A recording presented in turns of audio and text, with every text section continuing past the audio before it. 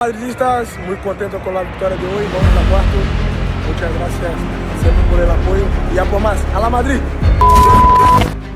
Remontada adalah istilah comeback dalam bahasa Spanyol. Manchester City sebagai klub Inggris seharusnya tidak mengenal istilah itu. Tetapi dalam kepala Pep Guardiola yang merupakan orang Spanyol, istilah itu masih terngiang di kepalanya. Ia pede bisa melakukan remontada, tetapi yang terjadi malah sebaliknya. Pep dan City berharap keajaiban musim 2022-2023 bisa terulang. Namun City sekarang beda dengan City di era itu. Alih-alih menang, City justru dipermalukan dan sekali lagi harus menelan kekalahan di hadapan para pendukung sendiri. Vinicius Junior membuat Madrid melenggang mulus ke perempat final. Bagaimana cara Madrid hancurkan City? Di video kali ini, Starting Eleven Moment akan mengulas keberhasilan Real Madrid maju ke babak perempat final mempermalukan City dan membuat mereka nangis di rumah sendiri. Seperti apa kronologinya? Simak berikut.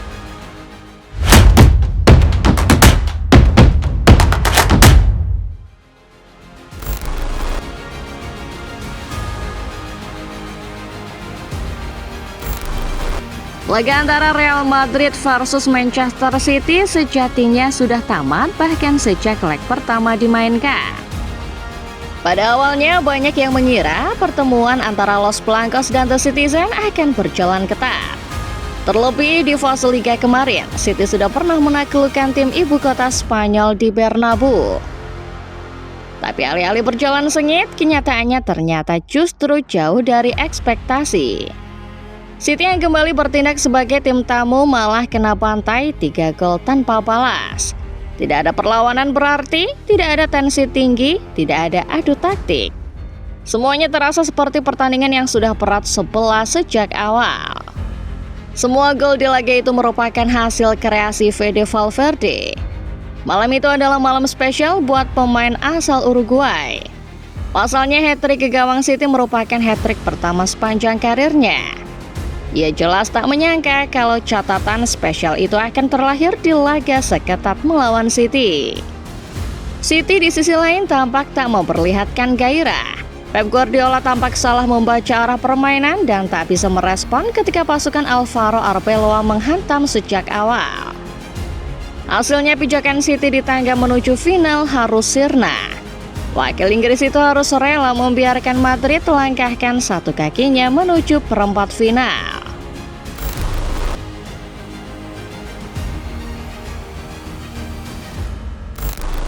Meskipun Manchester City bisa dibilang sudah tamat setelah kekalahan telak 3-0 dari Real Madrid, bagi Pep dunia belum kiamat. Menyerah bukan bagian dari skenario bahkan ketika situasi sudah seburuk ini. Ia tetap percaya bahwa dalam sepak bola tidak ada yang benar-benar selesai sampai peluit akhir berbunyi. Pep sebetulnya sudah dibuat pusing dengan anak asuhnya yang belakangan kelabakan mengejar Arsenal di Premier League. Dalam kondisi tertekan, jelas UCL bisa jadi sebuah pelarian. Walau dilihat dari depan, comeback adalah sesuatu yang mustahil. Pep sendiri merasa para pemain harus percaya remontada itu ada. Jika mereka tidak percaya, itu masalah mereka. Mereka sudah dewasa. Kalau mereka tidak percaya pada hal itu di Liga Champions, maka pulang saja, tinggallah di rumah. Kami semua harus berusaha. Apa salahnya? Kata Pep Guardiola seperti melansir via haters. Skor 3-0 memang terlihat mustahil untuk dibalikan. Tetapi sebetulnya ada catatan historis yang mungkin jadi acuan City dalam keyakinan mereka membalikan keadaan. Pada semifinal musim 2022-2023, City menang 4-0 melawan Madrid. Hasil itu berhasil antarkan mereka ke final, bahkan menjadi juara dan untuk pertama kalinya raih treble. Memang ketika itu situasi leg pertama tidak sesuram sekarang. City dan Madrid berbagi angka 1-1 di leg pertama yang berlangsung di Bernabeu. Namun kemenangan 4-0 tetap saja menjadi sebuah gambaran. Etihad bagaimanapun menyimpan sebuah faktor magis yang bisa membuat City catatkan kemenangan serupa.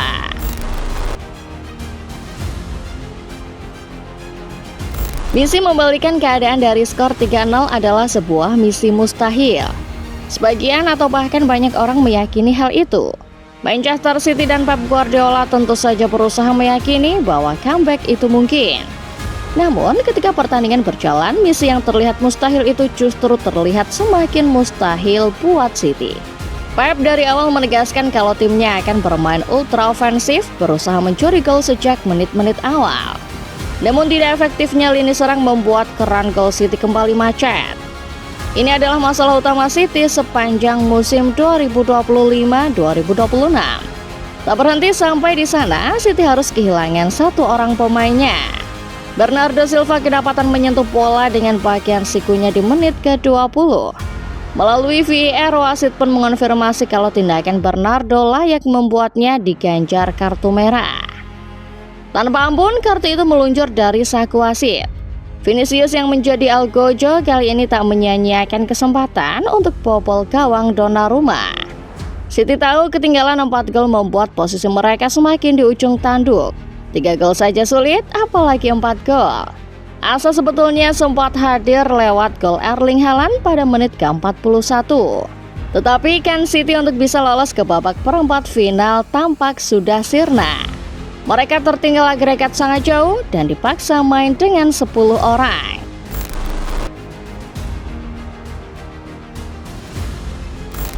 Lewat gol Erling Haaland di menit akhir tadi, Manchester City coba kembali berkata ke diri sendiri, comeback itu mungkin terjadi. Namun serangan bertubi-tubi yang mereka lancarkan tetap tak membuahkan hasil. Lunin yang dipercaya menggantikan Courtois di bawah Mister Madrid nyatanya masih terlalu tangguh untuk dibobol. Di sisi lain, pertahanan City berkali-kali diekspos oleh serangan-serangan balik Madrid. Namun Alvaro Arbeloa tak mau ambil risiko. Madrid terlihat tak terlalu ngotot main di leg kedua ini. Kemenangan 3-0 di leg pertama serta 1 gol tambahan di leg kedua ini rasanya sudah cukup membenamkan City. Namun memang dasar City, kalah jumlah pemain akhirnya membuat pertahanan mereka makin rapuh. Vinicius mendapat banyak peluang di depan mulut gawang. 2 diantaranya berhasil menaklukkan Donnarumma. 1 gol dihitung offside, tapi 1 gol lagi di menit akhir dinyatakan sah dan akhirnya menutup bab perjalanan City di UCL musim ini. Vini tampaknya ingat betul apa yang terjadi di Etihad sekitar 1 tahun yang lalu. Ketika itu fans City membentangkan spanduk olokan terhadap dirinya yang gagal memenangkan Ballon d'Or. Ada foto Rodri mencium Ballon d'Or dengan tulisan yang tampaknya mengambil inspirasi dari judul lagu grup band Oasis, Stop Crying Your Heart Out. Tembakan ke gawang Donnarumma itu pun membakar semangat Vini. Gol itu bukan cuma pengubah papan skor, tetapi juga medium balas dendam dirinya. Setelah gol, Vini berselebrasi memperlihatkan gestur menangis ke hadapan City. Itu adalah sebuah balasan sekaligus pesan bermakna ironis karena City seolah dibuat nangis di laga leg kedua ini.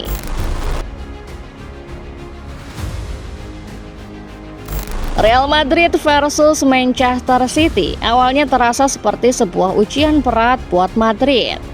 Tetapi akhirnya justru klub asal ibu kota itulah yang keluar sebagai pemenang. Wakil Inggris sudah dilewati, tetapi bukan berarti jalan Madrid sudah selesai.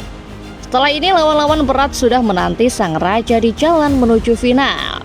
Melihat bahkan lawan Madrid di babak perempat final nanti adalah pemenang antara Atalanta versus Bayern Munchen. Tidak perlu ditanya siapa yang bakal menang. Walau di Liga Champions apapun bisa terjadi, comeback rasanya mustahil buat tim Italia. Bayern yang sudah menang 6-1 sepertinya akan dengan mudah maju ke babak berikutnya. Kalau memang benar Bayern adalah tim yang akan maju, maka sudah pasti duel seru tak terhindarkan di babak perempat final. Selain City, Bayern juga merupakan musuh bebuyutan Madrid. Seringkali duel antara dua raksasa ini menjadi kisi-kisi siapa yang akan juara di akhir musim nanti. Kalaupun Madrid berhasil lewati Bayern, lawan berat lainnya sudah menanti. Kalau berkaca dari bagan, maka lawan terberat yang mungkin dihadapi Madrid di semifinal sepertinya adalah PSG. Ada gengsi besar yang dipertaruhkan raksasa Paris sebagai juara bertahan. Itulah sebabnya di UCL musim ini mereka masih mengerikan, baru membantai Chelsea 8-2. Ibarat perang, jalan Madrid menuju Liga Champions musim ini benar-benar dipenuhi ranjau. Dari City lalu kemudian Bayern dan lanjut ke PSG. Alam seolah selalu ingin menguji apakah Madrid memang layak di label King of UCL atau tidak. So, menurut kalian bisakah Madrid ke final atau mungkin juara? Komen di bawah ya. Like video ini kalau kalian suka, subscribe channel Starting 11 Moment dan jangan lupa nyalakan notifikasinya supaya kalian gak ketinggalan setiap update serta bahasan-bahasan menarik seputar sepak bola lainnya. Terima kasih dan sampai jumpa di video berikutnya.